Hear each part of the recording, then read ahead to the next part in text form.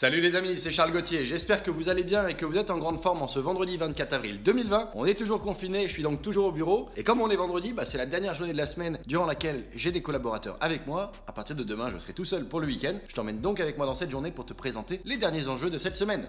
Go! Ah, mais avant ça, je te montre un peu ce ciel bleu quand même qui m'a fait grandement plaisir ce matin. Hop! Il est 8h30, regarde-moi cette luminosité dehors, c'est pas beau ça? Attends, on voit les immeubles, c'est pas terrible ça. Voilà, l'été arrive, ça va être cool ça. L'été arrive, on va être bien. Bon allez, on attaque.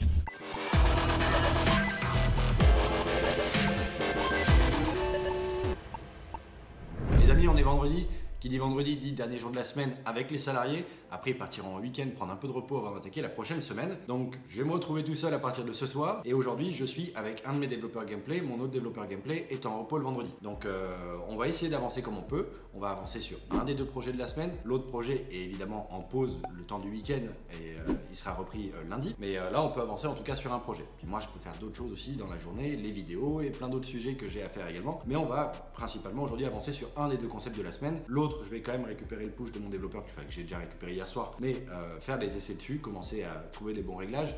On a des toys, c'est ce que je t'expliquais dans mes précédentes vidéos, on a des toys, c'est des petits jeux, des expériences de jeu très rapides, elles sont pas encore polish, elles sont même pas habillées pour faire des vrais tests CTR, mais elles sont déjà suffisantes pour nous en interne nous donner un feeling, une expérience. Et donc on peut commencer à le tweaker, à bien régler, bien dimensionner ses premières features pour avoir une base de jeu, un noyau du jeu qui soit déjà stable et agréable à jouer. Après, on va venir ajouter les différents éléments qu'on a besoin et habiller tout ça, amener un peu de polishing pour être capable de mener des tests CTR au plus vite ou alors pousser encore un peu plus loin et mener des tests CPI en lançant des vrais jeux sur le marché. Mais des jeux qui sont MVP 1, quoi, pas des jeux en mode fini avec 18 000 itérations. Voilà, je vais te partager un petit peu tout ce qu'on va faire dans cette journée pour essayer de pousser nos toys le plus loin possible, histoire que moi, ce week-end, je puisse allouer du temps à l'analyse de tous ces concepts. C'est une semaine un peu particulière, c'est pas tout le temps, c'est même assez rare qu'on commence des projets en milieu de semaine. Je vais être dans un contexte particulier ce week-end par rapport à des précédentes semaines où en général, je me retrouvais le week-end à faire des soumissions à l'App Store et ces choses-là, les campagnes d'acquisition. Et là, c'est trop tôt pour le faire. Ou alors, je pourrais faire des campagnes CTR simplement. Mais il faudrait que j'amène du polish dans les jeux. Donc, j'ai quand même du travail sur les polish.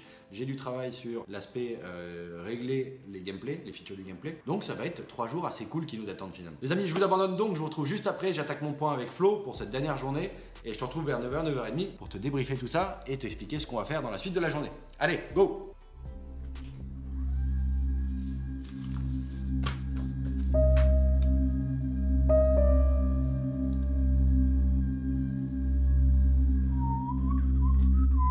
J'attaque mon point avec Flo, petit zoom du matin, on ouvre Monday, on ouvre Slack et on se prépare à voir le suivi des projets, l'évolution des tâches. Je vais donc sur le projet de Flo moi, et voilà, on a à peu près notre timeline, notre projet en suivi, et ça c'est cool, ça devrait bien faire l'affaire. Allez, je prépare mon zoom.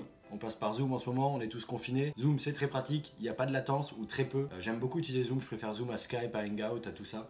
Je trouve que c'est beaucoup plus agréable, beaucoup plus fluide, beaucoup plus fonctionnel. Même si là, les connexions sont un peu chiantes parfois, mais bon. Je vous abandonne, j'attaque le point avec Flo, je vous quitte. Ok Flo, ça marche. Eh ben écoute, bon courage pour la journée, on se voit tout à l'heure avec grand plaisir. Je te fais le test FPS. Ok, ça roule. Bon les amis, on vient de terminer le point de ce matin avec Flo, hein, Olivier ne travaille pas le vendredi et c'est cool, on a déjà 2 toys qui sont jouables, qui sont intéressants. Là on a amené un peu plus de réflexion et de profondeur sur une partie endgame de ce concept là en l'occurrence. On est sur un runner, ça va être très intéressant, je pense qu'on est en train de faire du mix and twist entre différentes idées de gameplay qui nous inspirent et on pense avoir une idée assez originale, sympathique. Donc on sait que les runners plaisent sur le marché, on sait qu'il y a toujours un intérêt pour les joueurs hyper casus sur les runners. J'ai hâte qu'on puisse les tester. On a fait des runners aussi par le passé, on aura les résultats des tests bientôt. Mais là, celui-ci m'excite bien aussi. Enfin, je te dis ça à chaque fois, donc désolé, mais en même temps, on choisit des idées qui nous excitent quand même et qui font du sens. Peut-être qu'on a 50 idées de jeu quand on en a créé que 5 ou 6, quoi. Donc, évidemment, elles nous excitent toujours. Donc voilà, un petit peu, on n'a pas pris trop de temps ce matin, ça a été vraiment une demi-heure rapide. On a fait un petit point d'avancement, utilisation des logiciels aussi, parce que tout ça c'est nouveau, je te l'ai expliqué dans les précédentes vidéos. On teste, on améliore notre organisation, on teste des nouveaux outils. Et voilà, donc on avance ensemble et ça se passe plutôt bien. Donc moi ce matin je vais faire 2-3 tests techniques sur ces concepts, en particulier vérifier que les FPS tournent bien sur les iPhones, parce que là on fait des tests sur de la physique et autres, et je vais exagérer le nombre d'objets et autres juste pour voir quelles sont nos limites. Ça me permettra de préparer mon level design, la taille de nos terrains, le nombre d'objets que je vais avoir dessus, et vérifier que tout puisse bien tourner. J'ai un iPhone 7 Plus, c'est celui qui filme là. Je suis content de l'avoir parce qu'il est quand même assez vieux, et donc je me dis que si ça tourne sur celui-ci, les iPhone X et tout nouveau, ça ira quand même. Donc j'ai tendance à le tester mes jeux et à faire des tests FPS sur ce téléphone qui a quelques années. Je t'invite d'ailleurs à faire de même, ne teste pas toujours tes FPS sur les tout derniers téléphones, n'hésite pas à aller un peu sur les vieux. Bon, j'ai aussi un 6, un 4, un 5, mais bon là je vais pas jusque là non plus. À un moment, il n'y a plus grand monde sur ces téléphones-là aujourd'hui. Par contre, sur les 7, il y en a encore, sur les 8 aussi. Donc ça vaut le coup de tester, ça représente encore une part de marché iOS. Bon, à parté sur les tests FPS, je t'invite quand même à te créer, toi, un petit FPS displayer ou des choses comme ça. Quand tu fais tes productions de prototypes, simplement pour les premiers builds, vérifier que tout fonctionne bien. Après, tu l'enlèveras, hein, tu laisses pas ça dans le jeu, évidemment. Voilà, et du coup, ça te permettra surtout de t'assurer que l'ensemble des devices que tu veux targeter, par exemple, quand tu fais un test sur iOS, que ça puisse quand même fonctionner sur la majorité des téléphones correctement. Quand tu as un mauvais taux de FPS, clairement l'expérience de jeu elle est pas agréable, et aujourd'hui tous les hit games ont des expériences plutôt stables, quelques lags parfois, mais c'est plutôt les SDK à côté et autres qui peuvent créer des problèmes de temps en temps. Voilà, assure-toi que tes noyaux de jeu soient stables, bien fonctionnels, et puissent te permettre d'avoir une expérience fluide derrière. C'est très important. On veut de la fluidité, on veut de la fluidité dans les contrôles, on veut de la fluidité dans l'expérience de jeu. Plus c'est fluide, plus c'est agréable. Clairement, mais bon, ça toi tu dois le savoir.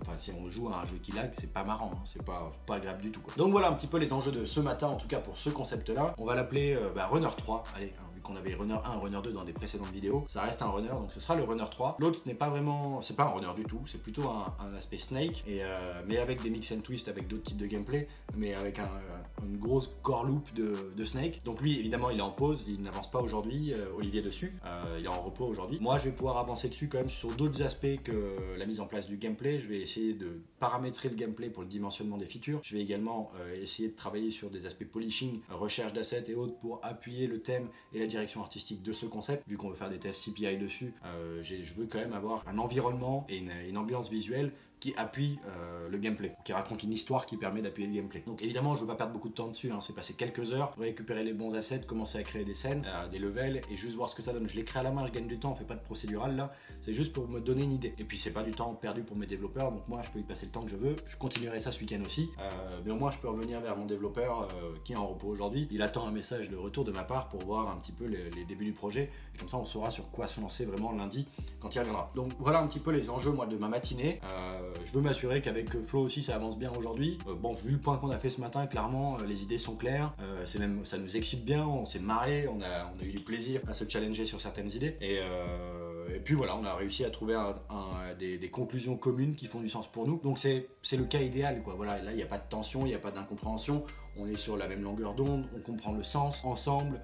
Voilà, c'est kiffant, quoi. Donc je t'invite vraiment à regarder la vidéo d'hier. D'ailleurs, si tu l'as pas vue, je te donne plein de conseils pour l'organisation de tes projets et surtout la communication avec tes collaborateurs. Et c'est le nerf de la guerre. Moi, je trouve qu'il n'y a rien de plus excitant de commencer ses journées en étant bien organisé, en ayant eu des bons échanges avec ses collaborateurs, en ayant cette énergie, cette excitation. On se tire vers le haut, vraiment. Je pense que d'avoir des outils qui nous permettent de suivre ça et d'avoir une communication simple, en étant clair, en évitant les non-dits, c'est bien plus agréable pour tout le monde. Et franchement, je t'invite vraiment à le faire, parce que cette sensation de commencer les journées avec une vraie excitation, un plaisir de se retrouver, il n'y a rien de mieux, quoi. On vit un travail d'équipe, c'est une aventure humaine avant tout, et ce serait dommage de se priver de tous ces plaisirs. Donc voilà, communique bien et organise-toi bien. Bon, qu'est-ce que j'ai d'autre à vous partager aujourd'hui? Voilà, cette fin de semaine, on aura des toys, hein, comme j'ai pu te l'expliquer dans des précédentes vidéos. Donc c'est des MVP 0, voire le Runner 3 sera peut-être plus un MVP 1 à ce moment-là. On va voir ce qu'on aura en fin de journée, mais on sera peut-être un peu entre les deux. Donc on va certainement passer un bout de la semaine prochaine dessus, peut-être 2 jours, peut-être 3 jours, on va voir.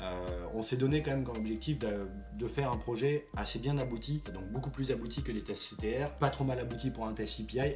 Évidemment, on pourrait toujours en faire plus, mais plutôt bien abouti pour un premier test CPI. C'est-à-dire qu'on va pouvoir quand même, je pense, sur ces jeux-là, mesurer une D7 qui est intéressante. On va croiser les doigts, hein. Peut-être que je m'emballe un peu trop vite.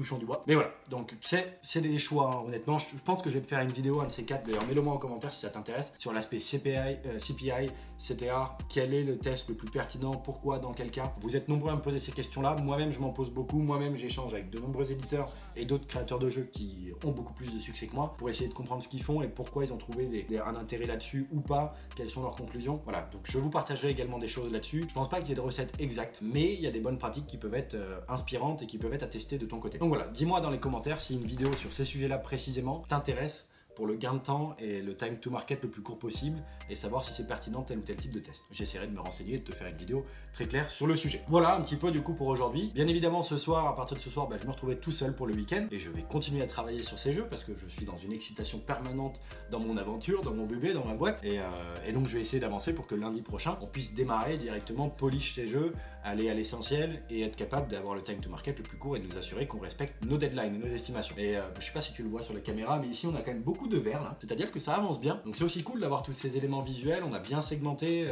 pour la préparation de nos projets, on a bien préparé l'organisation de nos projets, ça nous a pas pris tant de temps que ça. Au total, ça nous a peut-être pris 1 heure par projet, 1h30, mais ça permet d'avoir de la clarté. Et maintenant on peut suivre, on peut se poser des questions, tout avance bien, c'est nickel. Donc voilà, donc ce week-end, moi, je vais avancer sur les jeux. Je vais essayer de travailler beaucoup plus sur les aspects recherche d'assets, polishing, les VFX et préparer le terrain un petit peu pour me dire, ok, ça, ce sera compatible, utile pour tel ou tel aspect. Je pourrais dire à mes développeurs qu'on a besoin d'avoir tel ou tel event pour enclencher tel ou tel événement, telle ou telle action. Et on va commencer à, du coup, habiller complètement notre expérience de jeu avec les feedbacks, avec le polishing visuel, amener de la cohérence dans notre expérience. Et là, je pense qu'on va pouvoir se faire kiffer en début de semaine prochaine. Donc, je veux à tout prix ce week-end m'assurer d'avoir bien mené ça parce que c'est ce qui va nous permettre, dans le début de la semaine prochaine, de sublimer tout ce qu'on est en train de créer. Et vu ce qu'on est en train de faire en ce moment, j'ai bon espoir qu'on progresse encore plus vite. Franchement, on est en train de monter des marches en ce moment. C'est génial. Ce confinement, le fait de vous partager des choses m'amène de nouvelles réflexions tout le temps et j'affine et je pense que ça va amener des résultats très impactants pour la gestion de nos projets, pour le time to market qu'on aura et pour l'excitation qu'on a aussi dans nos projets, tout le sens qu'on met dedans. Donc je suis très content de tout ça et je t'invite à profiter de ce confinement pour amener beaucoup plus de clarté toi aussi dans tes projets. Franchement, on a cette chance là nous aujourd'hui dans notre industrie de pas être vraiment touché de plein front, au contraire. Si tu as déjà des jeux en ligne, tu dois faire plus d'argent qu'avant. Si tu n'as pas de jeux en ligne, bon, le coût d'accès au marché n'a pas vraiment changé, mais tu as plus de temps pour développer des jeux et prototyper, donc franchement plutôt cool pour nous quoi. Enfin, en tout cas moi je le prends de ce côté là. Donc voilà, donc ce week-end je vais continuer à mettre le paquet là-dessus.